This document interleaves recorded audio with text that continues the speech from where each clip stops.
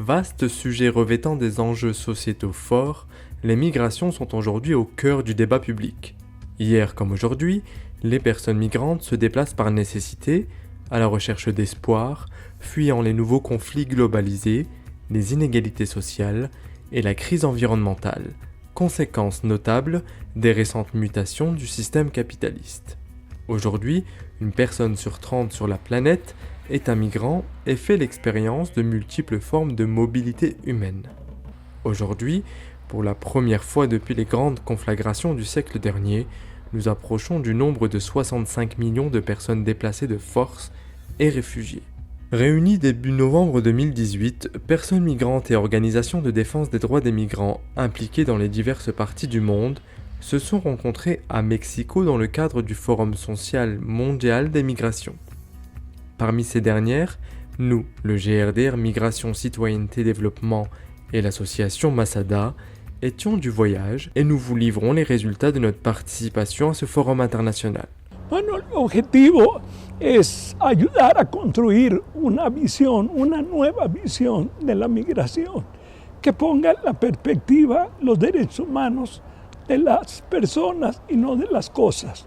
Incluirlos en todas las decisiones que participen, no tanto en el sentido nada más de la normatividad internacional, sino de la solidaridad de todos los pueblos hacia este fenómeno que hoy ya no es una cuestión de migración o una cuestión de refugio, sino hoy lo que enfrentamos es una situación de desplazamiento de más de 1.000 millones de seres humanos, unos externos, otros internos, pero por las razones sistémicas han tenido que salir de su país de origen y están en el mundo luchando por su sobrevivencia.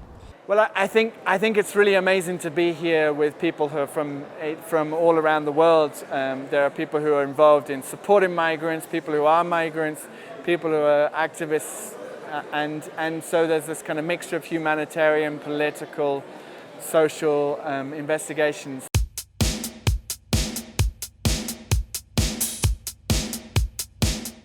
Des murs se dressent, des persécutions, l'érosion du droit à la mobilité, refus de l'immigration, toutes ces manifestations sont le fruit des témoignages que nous avons attentivement écoutés. La question des migrations, c'est vraiment une question, tout comme la question du changement climatique, qui se pose au niveau mondial. Et partout dans le monde, on voit que si les gens sont forcés à la migration, pour ceux qui le sont, c'est parce que leurs droits sont violés, parce que le néolibéralisme écrase leur mode de vie et leur façon de vivre, et que ce soit la souveraineté alimentaire, la justice fiscale, la régulation des multinationales ou l'impact du changement climatique sur leur mode d'existence. C'est pour ça en fait que les gens sont poussés à la migration. Par rapport à la situation des migrantes subsahariennes en Tunisie, d'abord c'est une question taboue, parce que souvent ce sont des clandestins ou bien ce sont des gens qui viennent en Tunisie mais après ils se trouvent dans une situation irrégulière et illégale. Si on peut dire illégale, parce que normalement par la philosophie des droits de l'homme, ils ont le droit d'être là, vous voyez.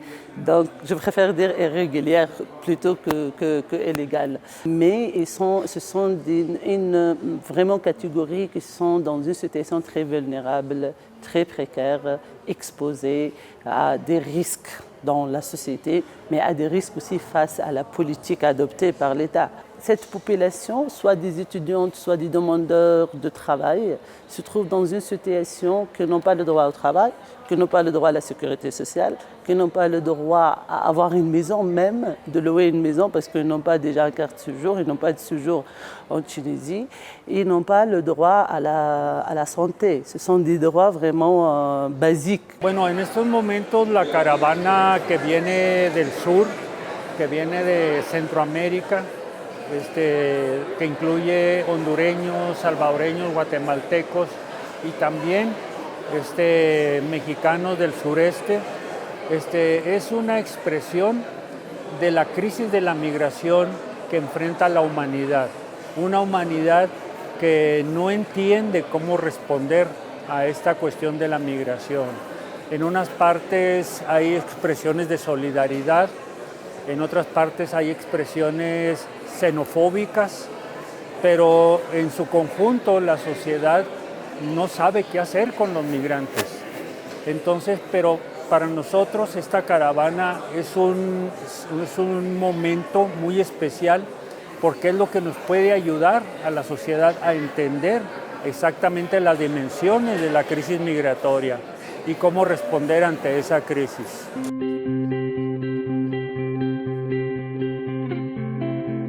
Novembre 2018, alors que se tient le Forum mondial social des migrations auquel nous participons, des centaines de personnes migrantes originaires du Honduras et du Guatemala ont décidé de marcher ensemble dans l'espoir d'atteindre les États-Unis via le Mexique. Bartolo Fuentes, journaliste indépendant du Honduras, a participé à la marche et témoigne de son expérience.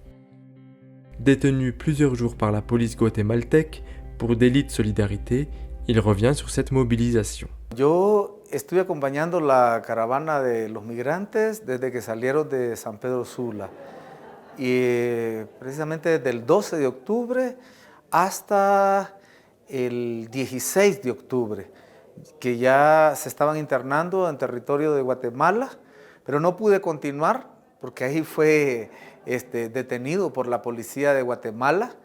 Luego fui llevado hasta la capital, a 250 kilómetros, y me tuvieron 4 días en su poder. Esto por información del gobierno de Honduras, acusándome de ser como el promotor, el organizador. Incluso luego yo me entero que el lugar donde me tuvieron detenido fue reforzado con la policía de Guatemala porque según tenían ahí a un traficante de niños y a un tipo peligroso. Entonces la gente dice, ¿qué hago en Honduras? ¿Me voy? No tengo trabajo, no tengo un pedazo de tierra, no tengo una casita donde vivir, me están sacando de donde vivo porque ya debo 3 meses de alquiler. ¿Qué hago en Honduras? Toma a sus niños, ¿verdad? Su poquita ropa que tiene y se va. Porque dice, me dicen que hay riesgos, puede ser cierto, pero cualquier riesgo que vaya a enfrentar en el camino no será peor de lo que ya estoy viviendo en el país. Quieren criminalizar también ser solidario con los migrantes. Es decir, les iba a dar comida. Si yo tuviera dinero, si tuviera recursos, que no los tengo porque soy un periodista pobre, ¿verdad? Yo le daría, y eso no es delito.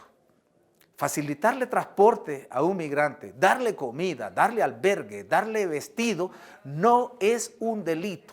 Pero el gobierno de Honduras lo quiere criminalizar. ¿Todo para qué? Para no aceptar las causas reales por las cuales está marchando la gente del país. Para no aceptar que esa pobreza que llega a casi el 70% de la población y esa pobreza extrema, que es la mitad de esa población. Un exemple illustre parfaitement les causes et les effets de la crise migratoire mondiale, le Niger. Hassan Boukar, de l'association alternative Espace Citoyen, nous en explique les enjeux. Le Niger est un pays cible des politiques européennes, puisque c'est un des principaux couloirs de passage des migrants en direction du Maghreb.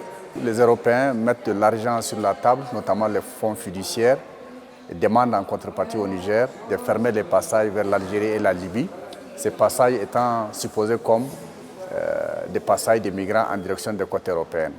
Aujourd'hui, la situation qui se passe, c'est que le Niger joue à plein ce rôle que lui a confié l'Union européenne, celui du gendarme du Sahara, fermer les portes en violation, bien sûr, des droits des migrants, des droits à la libre circulation, mais aussi des textes de la Communauté économique des États de l'Afrique de l'Ouest, la CEDEAO, qui font la promotion de la libre circulation entre les 15 pays membres de l'espace CEDEAO. C'est vrai que la question du changement climatique est une question globale aujourd'hui, elle concerne tous les pays du monde, ceux qui polluent comme ceux qui ne polluent pas ou ceux qui polluent moins. Et là, le Niger est un pays qui est couvert par le désert sur près de 2 à 3 quarts de son territoire.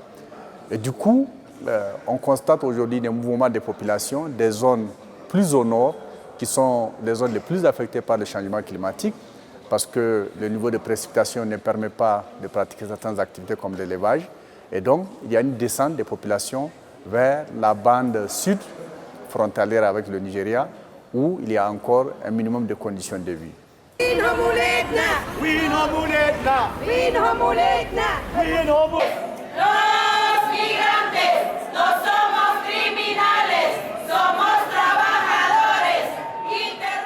des moments les plus forts de ce forum a certainement été la rencontre avec la caravane des mères et des familles de disparus. Ensemble, ces mères sont toutes à la recherche de leurs enfants ou de leurs conjoints, partis en migration et dont la piste se perd sur les routes de l'exil. Autour du cou ou dans la main, toutes affichent la photographie de leurs proches portés disparus. Ces mères et ces proches de disparus cherchent la vie sur le chemin de la mort. Le parcours de Margarita l'illustre parfaitement.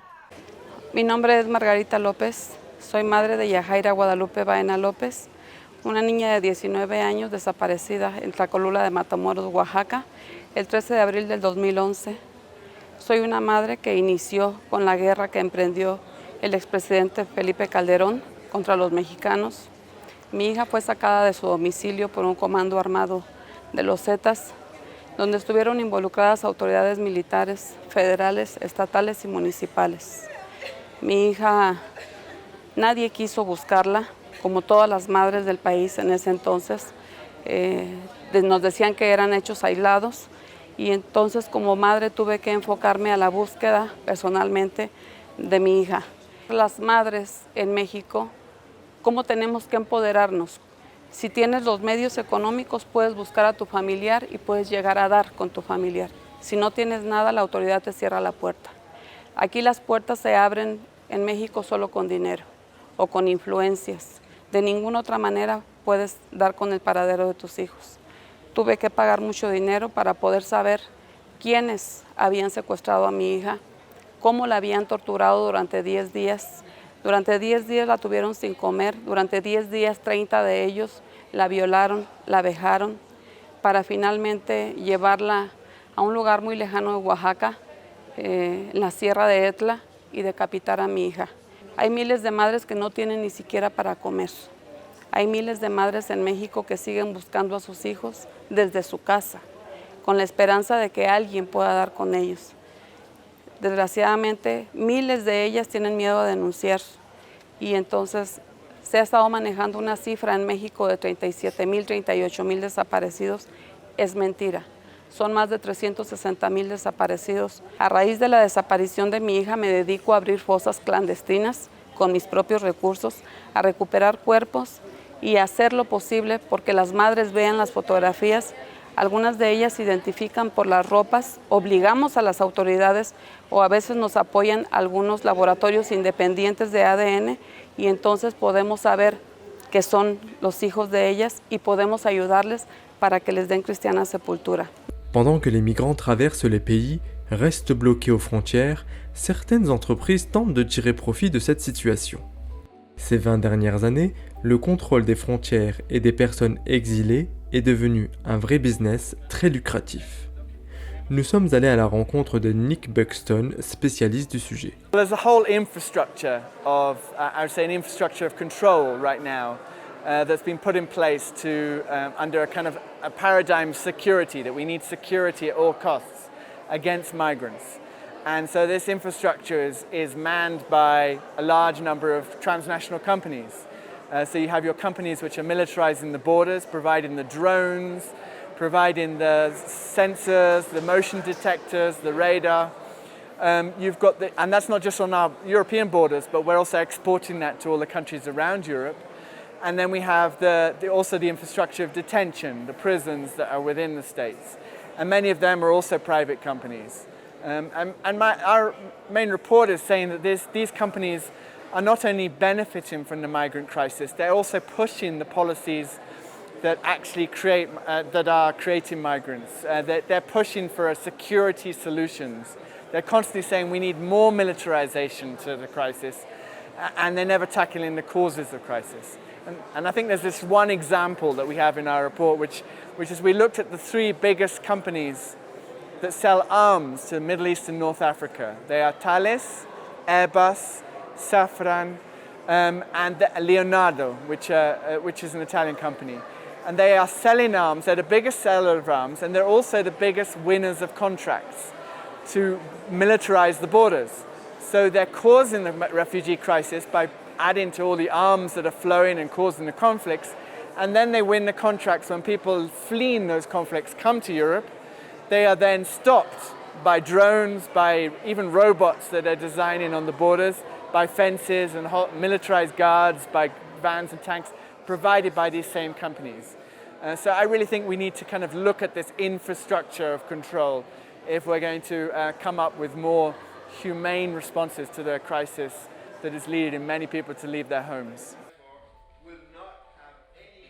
De nombreuses organisations et migrants sont intervenus sur la question de l'Alliance mondiale en faveur des migrants et de la protection de leurs droits. Et une attention particulière fut portée sur le texte du pacte mondial. Parmi elles, des techniciens, des spécialistes, des professionnels, des universitaires et acteurs institutionnels ont apporté leur expertise sur la question migratoire et sur le pacte mondial. Nous sommes en réalité très critiques vis-à-vis de ce pacte mondial parce que ce pacte mondial, malgré les déclarations d'intention, parce qu'il est rempli de déclarations d'intention soi-disant généreuses vis-à-vis des migrants, en réalité, c'est un pacte mondial qui constitue une régression sur le plan des mécanismes de droit international. Parce que ce pacte, il fait référence à un certain nombre de conventions internationales et il exclut une convention fondamentale, c'est celle de la Convention internationale des droits des migrants et de leurs familles, qui est une convention de référence par rapport qui met les États signataires en obligation de rendre des comptes. Mais les pays du Nord, ils n'ont pas signé cette convention. Et ils se sont arrangés, en réalité, dans ce pacte mondial, qui vont le signer à Marrakech, pour exclure complètement la Convention internationale. Et ça, c'est une régression pour nous inadmissible au niveau du droit international. Nosotros, como Vía Campesina, estamos en contra de este pacto, porque este pacto lo único que hace es de ver a los migrantes como una amenaza para las sociedades de los países económicamente poderosos, pero también como un flujo de mano de obra que puede servir a la economía de los países del norte. Aucun État qui va signer ce pacte n'est obligé de mettre en œuvre ce dont il s'est engagé. Ce pacte n'est pas à la hauteur pour répondre à la situation dramatique que vivent les migrants actuellement à travers le monde. Un peu partout dans le monde, le droit à la mobilité est donc remis en cause, plaçant les personnes migrantes dans des positions de citoyens de seconde zone. Mais cet état de fait n'est pas immuable. En réponse à ce constat amer, les personnes en migration s'organisent pour faire valoir leurs droits. Aidées par des ONG, des associations et des citoyens solidaires, elles défendent une autre vision des migrations basée sur l'hospitalité et l'égalité et où l'étranger ne serait pas continuellement considéré comme un danger. Si alguien se está ahogando, primero le va a preguntar si tiene documentos o no, o cómo es la cosa. Nosotros tenemos derechos humanos porque somos humanos. Se mira que caminan dos piernas y habla y todo eso. Es gente, tiene derechos de gente. No necesita ni pasaporte, ni visa, ni ningún documento para tener derechos humanos. Eso es lo que tenemos que hacer prevalecer. Si se hace así, no hay más desaparecidos.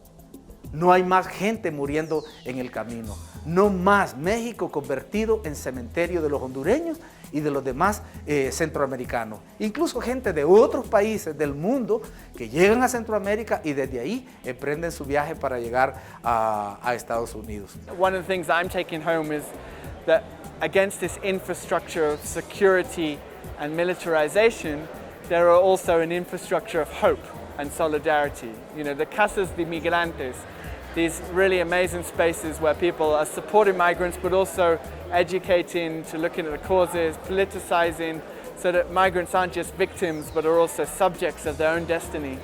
I think if we can replace an infrastructure of security and militarization with an infrastructure of hope and solidarity, then we can really start to tackle the actual structural causes of migration. Decir que la caravana es una expresión de algo que entendemos nosotros como la resistencia de los desposeídos. Los pueblos se resisten a desaparecer y tienen que dejar a sus familias, a sus comunidades, su tierra, su historia, su cultura para intentar sobrevivir. Significa que todavía hay esperanzas en este mundo, que todavía seguimos siendo gente, que no todos preparan un ejército con fusiles de guerra para detener a madres que van con sus niños en los brazos, que hay humanidad y hay esperanza. Il y a des formes de résistance comme ça, magnifiques, collectives, qui donnent de l'espoir parce que malgré le contexte, il y a de l'espoir et de l'énergie positive. Je considère qu'en venant à Mexico, à la fois nous portons, malgré le contexte difficile, notre message militant, notre engagement aux côtés des migrants en Afrique, mais aussi un peu nous enrichir des expériences des autres qui sont là. Malgré les difficultés, je pense que nous devons tous nous resserrer ensemble, nous battre ensemble, renforcer la solidarité afin que la migration reste aujourd'hui et demain un droit.